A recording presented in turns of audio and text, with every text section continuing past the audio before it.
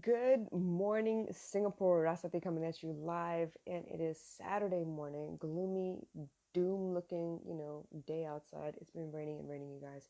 I can't even do laundry. I mean, okay, I can. I could hang everything upside down inside the house, but it's all good.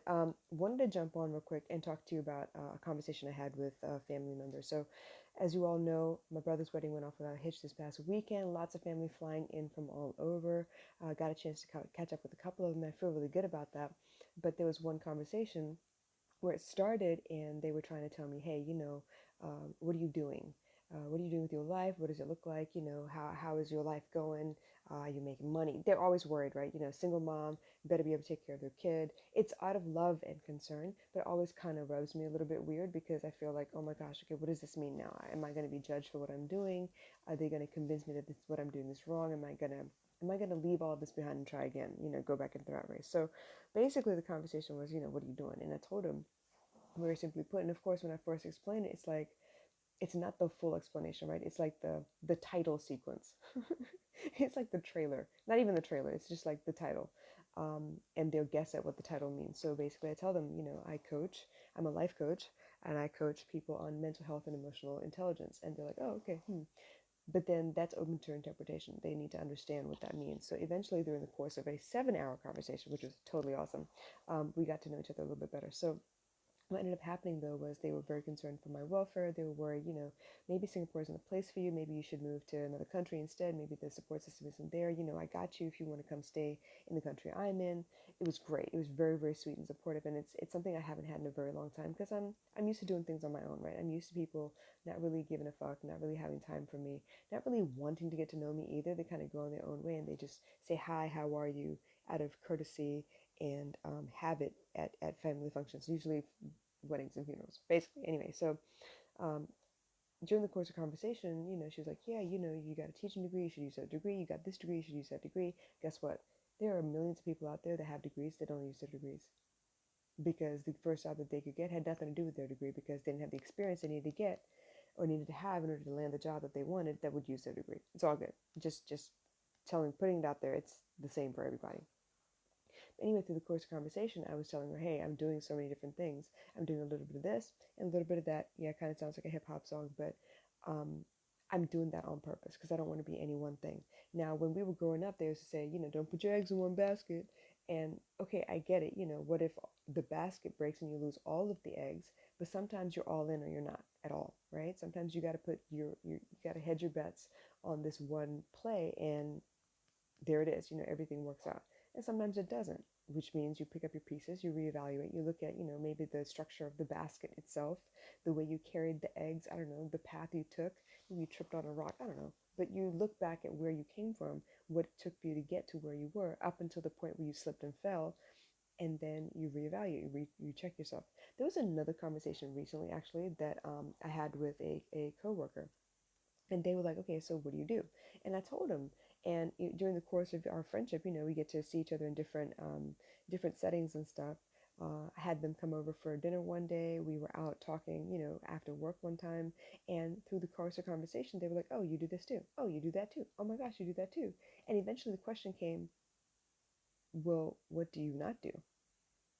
Well, there's a lot that I don't do, but there's also a lot that I make sure that I do. So when I say 87 different things, yeah, there's about 87 different things that I do.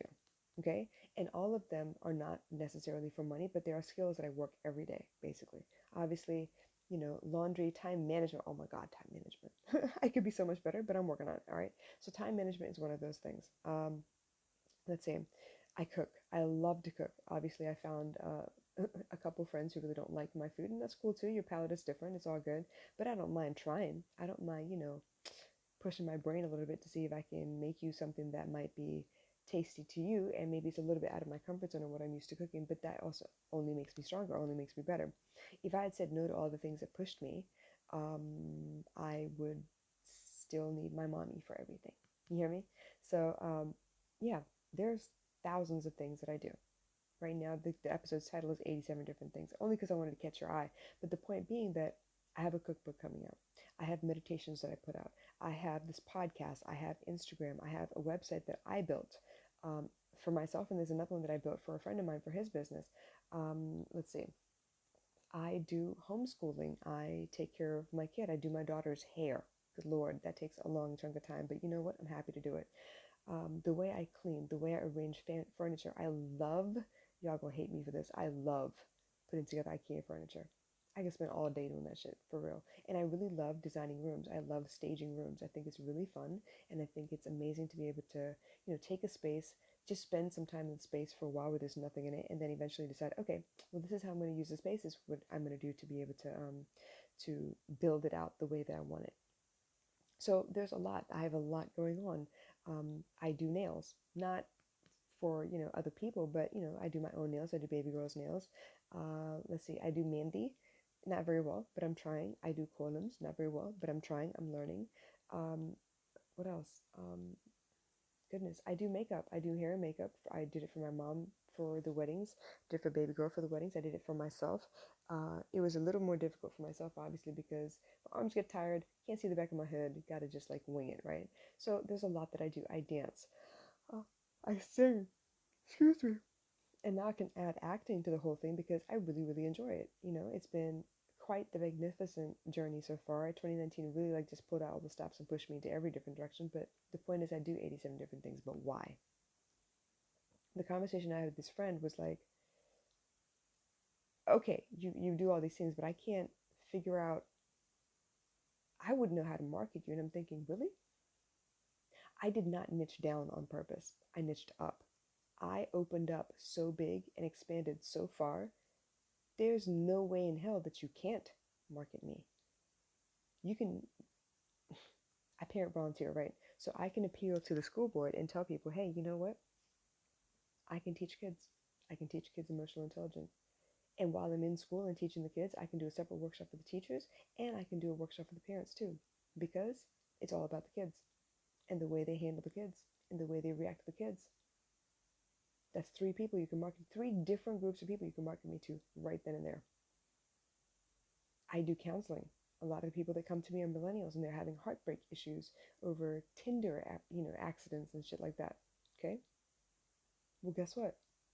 You can market me to millennials and dating. You can market me to people who are long-term relationships and have had um, a partner step out on them, some kind of, break in trust. I can talk to wedded, married individuals and talk to them about the fact that, things happen, things change. The culture you had when you first started dating and you get to, go home at the end of the night and retreat to your separate corners and calm down and enjoy your life the way you want it to outside of all these people. Like when you spend time together, you're together and then you go back, you retreat to your own corners. But then when you're married, you're living with each other, you can't retreat to your own corners until you've, set up that boundary and say, hey, this room is off limits, it's mine.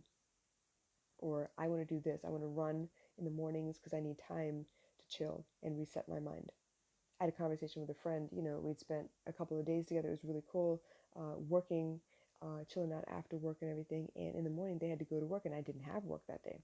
And I was willing to walk them to work. I was like, yeah, cool. I mean, we've been hanging out. Let's talk a little bit. I'm gonna walk you to work. He was like, nah, it's okay. I really need the time to reset and walk into the character that I need to be playing that day because guess what? You really need to reset your mind. You really need to calibrate your mind in order to do the work that we do, right? So you can market me to millennials. You can market me to long-term dating situations. You can market me to married people. Why? Because the skill set is the same. I have a couple people that call me about, strife at work. They're struggling. They're not doing what they want to be doing, but they got to get a paycheck. They got bills. They got people that they're depending on them and their money or whatever. They have shit to do. I get it. But guess what?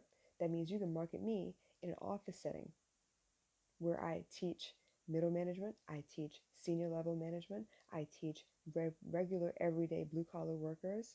You know, I can teach all of them in order to build the kind of team building that you need in an office setting, which means you respect everyone's skill set and their strengths, and then you work with each other to build the weaknesses in them. Because maybe I'm really good at computer systems and maybe you're really good with people, but if I sit with you and I teach you what I know the way that I know it, and you teach me what you know about, people skills and stuff, we become stronger together and my weakness is no longer a weakness. it becomes your strength. You get me? So here's what I'm telling you. What I do, I love doing. All that I do is related. That's why I created a brand and not a product, because guess what? No matter what I create, it's going to come out of that brand.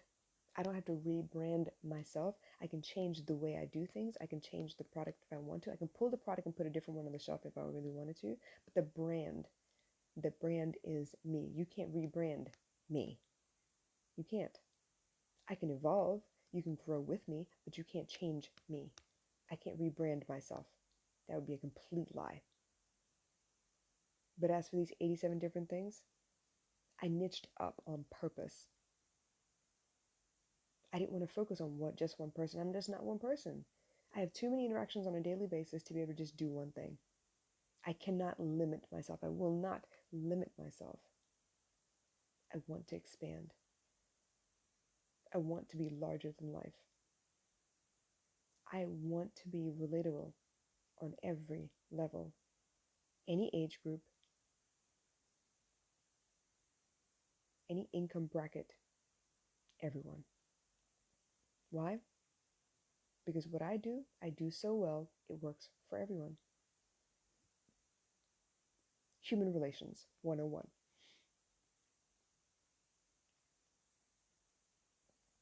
How to be the best version of yourself 101. How to be yourself in any room, in any environment, in front of anyone, and be happy 101. That's what I do. I deal with a lot of gray. I deal with a lot of people who are not sure if they did the right thing, or not sure if they said the right thing, or not sure if they handled things correctly. There's no correct way to handle things. You handle them the way you handle them. And you learn from your mistakes and you make it better the next time, but there's no correct way to handle nothing. This is why I do 87 different things. This is why you can't market me into one specific place only.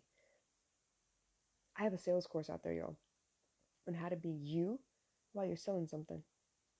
Because guess what? The client does not buy your product. The client buys you, your service, your promises, your face, your personality, your interaction with them, how they feel about you when they interact with you.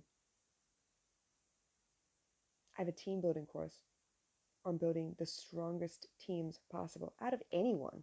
You pick 5 people off the street and I'll teach you how to build a team out of that. Why? Because I understand human relations. I understand human needs in 5 love languages. I understand values and priorities. I understand dreams and goals. I understand communication. 87 different things, and I'm proud of every single one of them. But why 87? Okay, it's not technically 87. It might be way less than that. But the point is, why so many things? Why so many avenues? What is wrong with me? Do I have like ADD or something? No. It's more like if I do 87 different things and 5 of those things failed, guess what? I still got 82 I can lean back on. Multiple streams of income, not just anything from any one place. I will be taken care of because I will make sure I die trying to make sure that I'm taken care of. Baby girl is taken care of. What I'm creating is legacy. Not part-time jobs with 10 different people so that if they decide to fuck with me about when they pay me money, I am without. People don't understand that. They get upset when they don't get paid on time. They get upset when people forget stuff and make excuses and push deadlines, promise you one thing and deliver on something else. They get upset when it happens to them. They don't think about what happens when they do it to other people. Trust me, I watch everything. You ask me for help, you seek me out, you know I have an expertise and know I'm good at something. I can do it and I have the time. You seek me out and I do it for you. And if I deliver, I expect to be paid. If you tell me monthly, pay me monthly. But don't drag it out till it's the middle of the next month and I have to chase you for the money. That's not cool either. So this is why I do 87 different things.